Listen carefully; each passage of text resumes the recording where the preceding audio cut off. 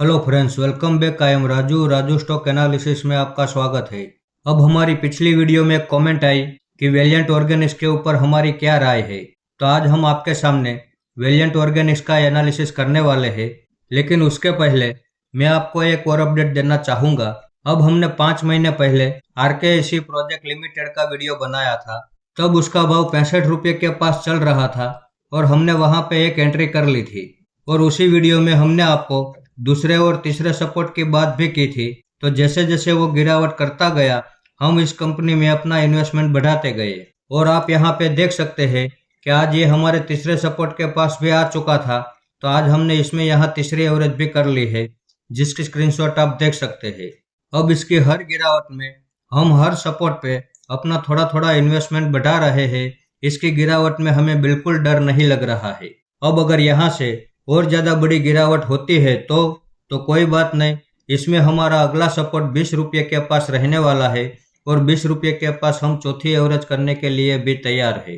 अब इसने 2024 में 148 का ऑल टाइम हाई बनाया था और वहां से गिरावट करते हुए अभी ये 30 रुपये के पास आ चुका है। अब इतनी बड़ी गिरावट होने के बावजूद भी इसके फंडामेंटल में कहीं कोई खराबी नहीं है। लेकिन मैं आपको इसके फंडामेंटल की एक और अच्छी बात बताऊं तो आप यहाँ पे प्रमोटर की शेयर होल्डिंग देख लीजिए। 2025 के मार्च क्वार्टर में प्रमोटर के पास 64% की होल्डिंग थी और 2025 के दिसंबर क्वार्टर में प्रमोटर ने 2.5% जितनी होल्डिंग बढ़ाई है।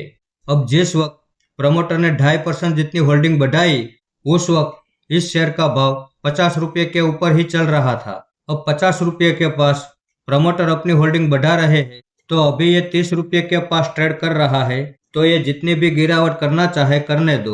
इसकी हर गिरावट में हम बिना डरे अपना इन्वेस्टमेंट बढ़ाने के लिए तैयार है। आइए तो अब देखते हैं हमारा अगला स्टॉक, जिसका नाम है वेलिएंट ऑर्गेनिक्स लिमिटेड।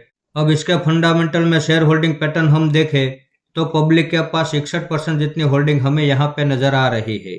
लेकिन उसमें भी 22% जितनी होल्डिंग तो बड़े इन्वेस्टर के पास है। तो पब्लिक के पास केवल 39% जितनी होल्डिंग है। FIS के पास 0.22% की होल्डिंग है और बाकी की सारी होल्डिंग प्रमोटर के पास मौजूद है। अब 2017 में प्रमोटर के पास 52% जितनी होल्डिंग हुआ करती थी और वहां से लगातार प्रमोटर अपनी होल्डिंग घटा रही है और अभी प्रमोटर के पास सिर्फ 37% जितनी ही होल्डिंग है।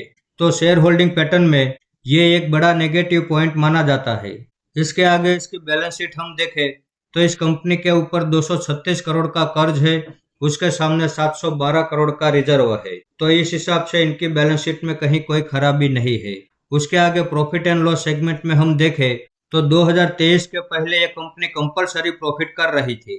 लेकिन 2024 और 2025 इन 2 साल में इस कंपनी ने लॉस भी किया है। अब 2021 में इसने 1990 का ऑल टाइम हाई बनाया था और वहां से लगातार ये डाउन ट्रेंड में ही चल रहा है और अभी ये 236 रुपये के पास ट्रेड कर रहा है। तो हमें कमेंट करने वाले हमारे व्यूवर्स को हम इतना ही बताना चाहेंगे कि अभी इसके चार्ट में किसी भी तरह की कोई भी टेक्निकल पैटर्न नहीं चल रही है और जब से ये मार्केट में आया है तब से ये लगातार डाउन ट्रेंड में चल रहा है। और फंडामेंटल के हिसाब से देखा जाए तो प्रमोटर भी लगातार अपनी होल्डिंग घटा रही है। तो अभी इस कंपनी में इन्वेस्टमेंट करने के लिए हमें कोई जल्दबाजी नहीं करनी चाहिए। तो जब तक इसके चार्ट में स्टेबिलिटी के साथ साथ टेक्निकल पैटर्न नहीं बन जाती और जब तक इसके फंडामेंटल पहले से और ज़्यादा बेहतर नहीं बन जाते, तब तक हमें इस कंपनी में वेट एंड वॉच करना चाहिए। और जिस दिन हमें ऐसा लगेगा कि अब इस कंपनी में इन्वेस्टमेंट करना चाहिए, उस दिन हम इस कंपनी में भी इन्वेस्टमेंट करेंगे और उस दिन आपके सामने डिटेल से इसका वीडियो बना के आ जाएंगे। सिर्फ इसकी गिरावट देखकर अभी इसमें इन्वेस्टमेंट कर देना ये सही बात नहीं है। तो हमें कमेंट करने वाले हमारे व्यूवर्स को हम इतना ही बताना चाहेंगे कि वेलिएंट ऑर्गेनिक्स की गिरावट में प्रमोटर अपनी होल्डिंग घटा रही है और RKEC शेयर के गिरावट में प्रमोटर अपनी होल्डिंग बढ़ा रही है। तो अब आपकी समझ में आ गया होगा कि हमें कहाँ पे ज़्यादा ध्यान देना चाहिए, वेलिएंट ऑर्गेनिक्स में या RKEC प्रोजेक्ट्स में। तो इस वीडियो को आप मेरी ओर से बाइंग या सेलिंग की रिकमेंडेशन ना समझे। ये मेरा पर्सनल व्यू है जो मैं आपके सामने शेयर कर रहा हूँ। ऐसे ही अच्छे अच्छे टेक्निकल और फंडामेंटल वाले स्टॉक मैं आपके सामने लाता रहूंगा। आपने यहाँ तक मेरा वीडियो देखा उसके लिए आपका बहुत बहुत धन्यवाद।